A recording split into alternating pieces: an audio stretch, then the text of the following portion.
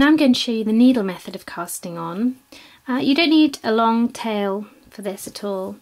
The best way to start is with a slip knot. So to make a slip knot, you just loop the yarn over, doesn't matter which way, and then pull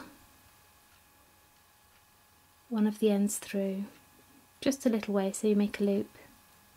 I'll show you one more time. You make a loop and then you're going to pull the long end through just enough to tighten up that knot and make a loop. So that's a slip knot. I'm going to make that a tiny bit smaller.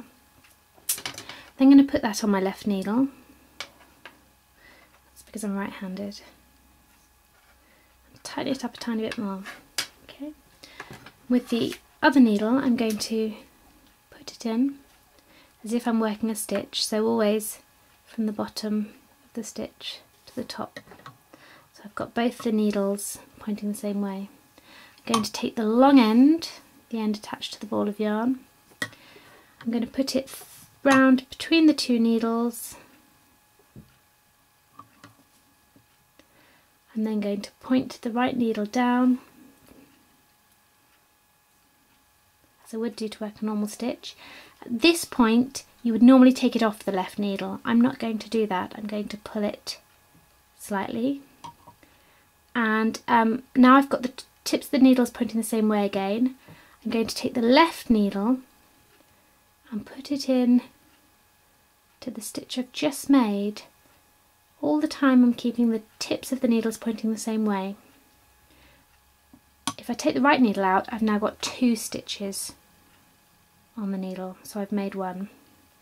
I'm going to do this again, insert the right needle,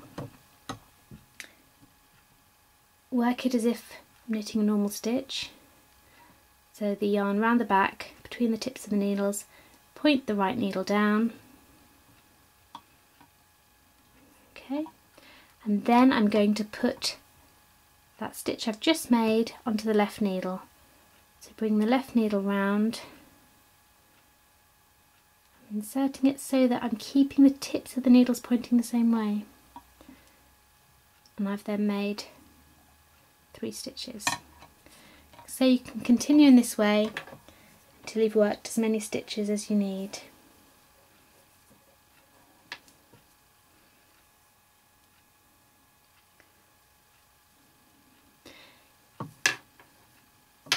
And that's the needle method of casting on.